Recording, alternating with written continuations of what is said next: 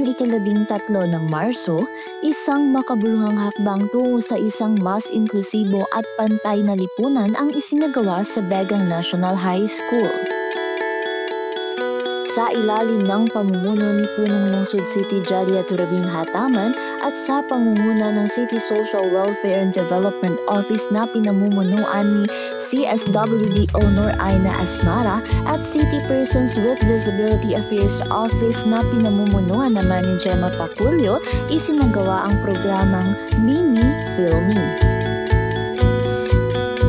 Isang inisyatibang hindi lamang tumatalakay sa batas, kundi isang programa ng malasakit, isang panawagan na bigyang pansin, ipaglaban at ipagmalaki ang karapatan ng mga individual na may kapansanan.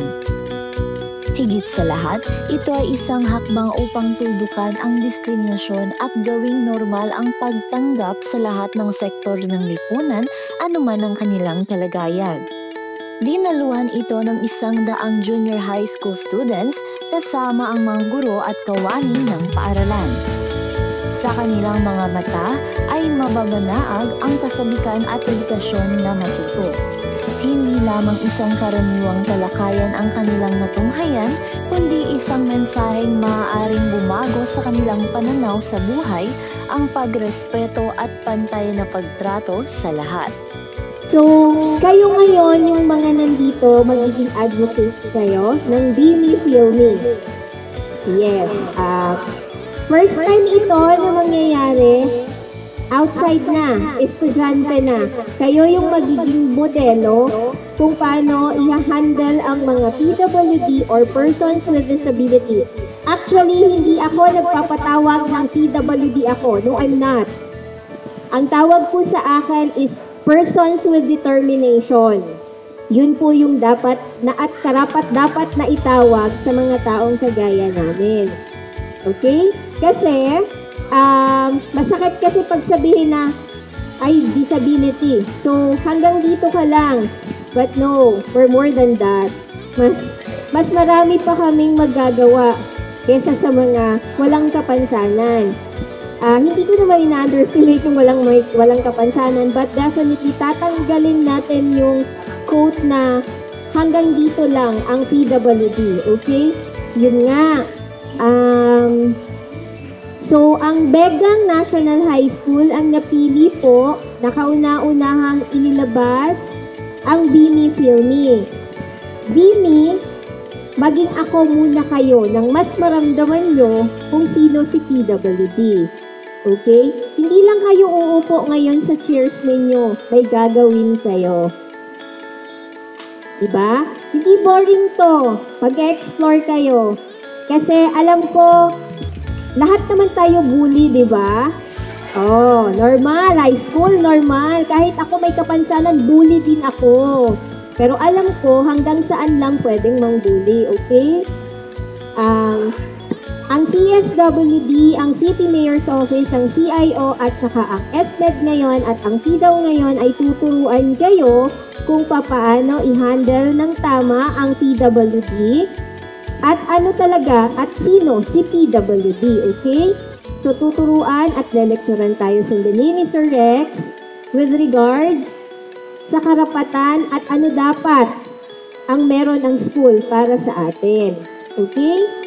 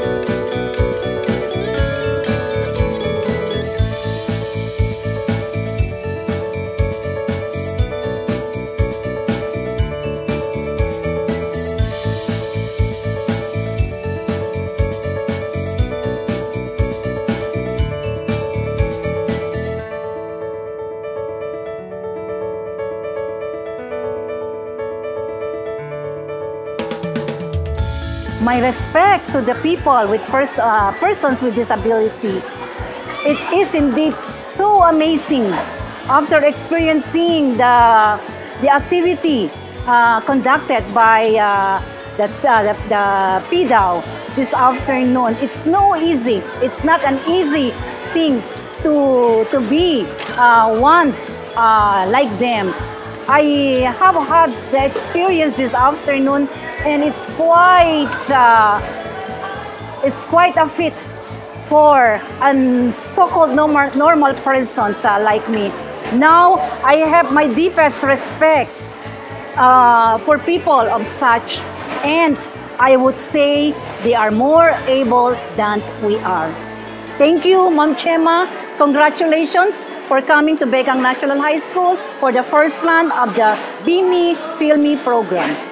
Ang na-experience ko po ay nung lumakad po ako sa stage ng gamit ng scratcher po, hindi po easy na lumakad o mag-akyat sa stage. Nahihirapan po ako at tapos nahihiya na po ako na sinasabihin ko na sarili ko na ayoko na po na mag-experience ganun at naaawa na po ako na may condition ganun. So, ayoko na pong mag-experience nun. Tapos, tutulungin ko po yung may mga ganun na condition.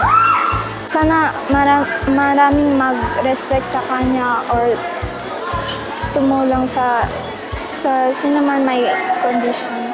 Isa sa mga pangunahing tagapagsalita ay si Ginoong Rex Paul Tagud, isang special needs education teacher mula sa Isabela East Central Elementary School. Sa kanyang masusing paglalahad, ipinaliwanag niya ang mga probisyon ng Republic Act 7277 o ang Magna Carta for Persons with Disabilities, isang batas na naglalayong tiyakin ang pantay na oportunidad, proteksyon at suporta para sa mga may kapansanan. Paano nyo ba kakaibiganin ang mga batang may kapansanan? Una, huwag matakot. Do not fear them. Okay? Huwag nyong isipin, ay, nakatok yan, nangangagat yan. No? It's a big no. Do not fear them. Kasi if you will fear them, of course, paano kayo makikipaghalubilo sa kanila? Okay? Next is, make a genuine connection by understanding their likes and dislikes. Ano bang gusto ng batang ito? Ano bang ayaw niya? Diba katulad ninyo, pag gusto nyo yung maging kaibigan ng isang tao, gagawin nyo ba ang ayaw niya?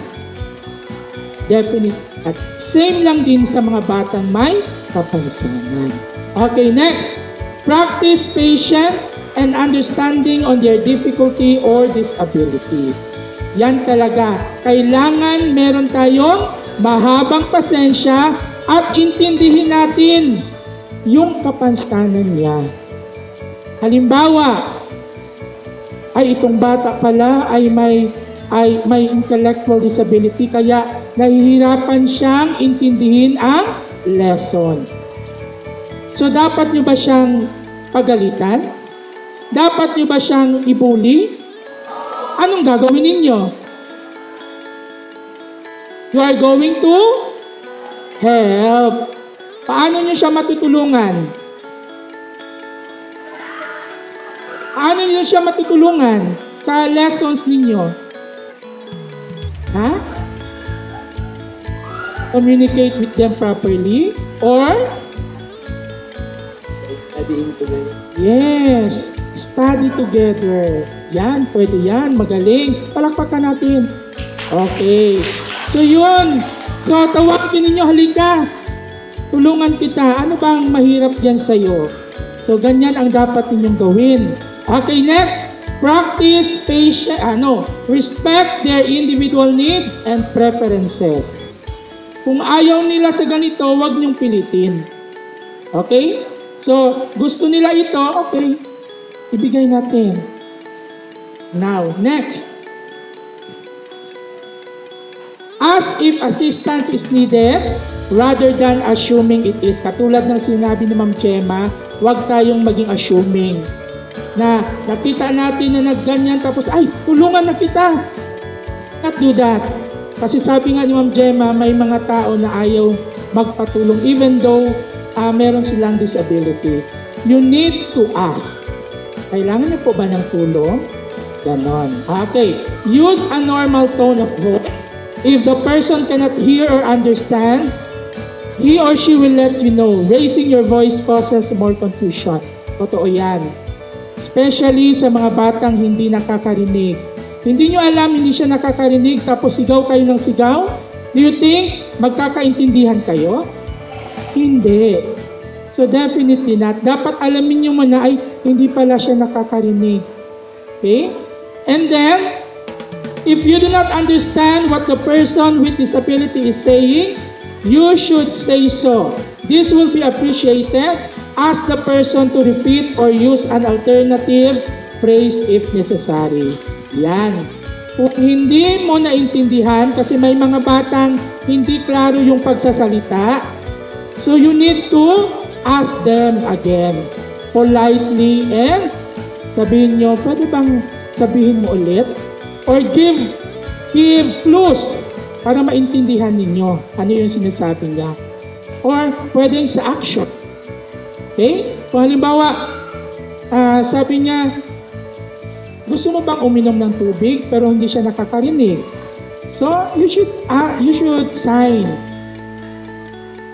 O, ganun lang. Okay?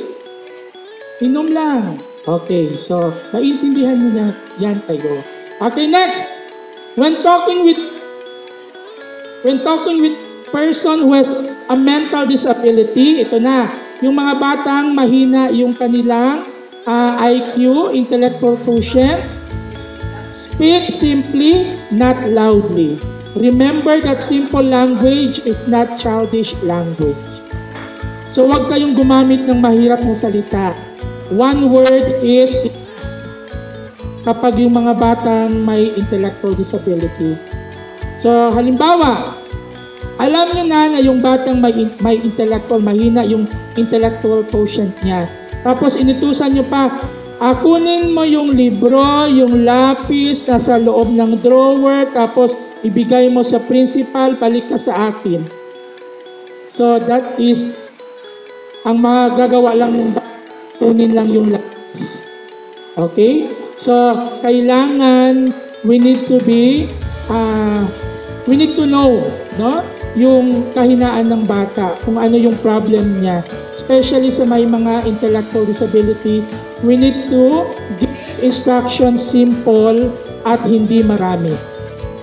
Okay, next. Be careful not to assume that a person has also, one disability also has others. So, hindi yan, ibig sabihin si Ma'am Gemma, meron din siyang autism. Si Ma'am Gemma, meron din siyang hearing impairment. Hindi po. Okay? But, meron ding mga bata na may multiple disability. Okay? Yes. Okay, next. Be sure to make public events accessible by considering the needs of people. So, kung gagawa kayo ng group activity, so dito ang sabi, pag merong mga activities sa school, kung may activities kayo within your group, dapat magbigay kayo ng instruction or role sa kanya, yung kaya lang ng bata.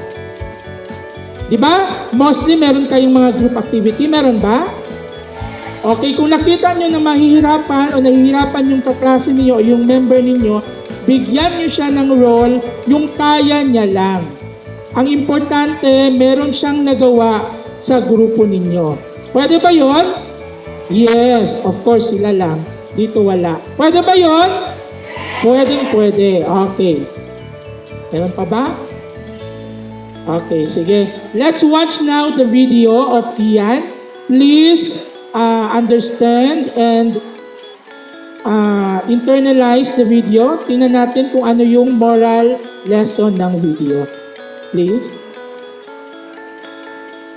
Sa bawat salitang kanyang binitawan, mas lumalim ang pangunawa ng mga mag-aaral. Napagtanto nilang higit pa sa batas, ito ay isang panawagan ng malasakit, isang hamon na maging mas mabuti at mas maunawain sa kanilang kapwa. Sa araw na ito, hindi lang tayo natuto ng mga batas o regulasyon. Natutunan nating makiramdam, umunawa at umaksyon. Ang BME Filmy ay hindi lang isang programa. Ito ay isang panimula. Isang panimula ng isang mas makatarungan, mas maunawain at mas inklusibong mundo para sa lahat. Bawat isa ay may tinig. Bawat isa ay may halaga. Hindi tayo nag-iiwan ng kahit sino, isang lungsod na naninindigan para sa kapakanan ng lahat, kabataan, matatanda, kababaihan, PWDs at iba pang sektor. Dito sa ating komunidad, walang maiiwan, walang mapag-iiwanan. Dahil sa lungsod ng Isabela, tunay ngang serbisyong damang-dama.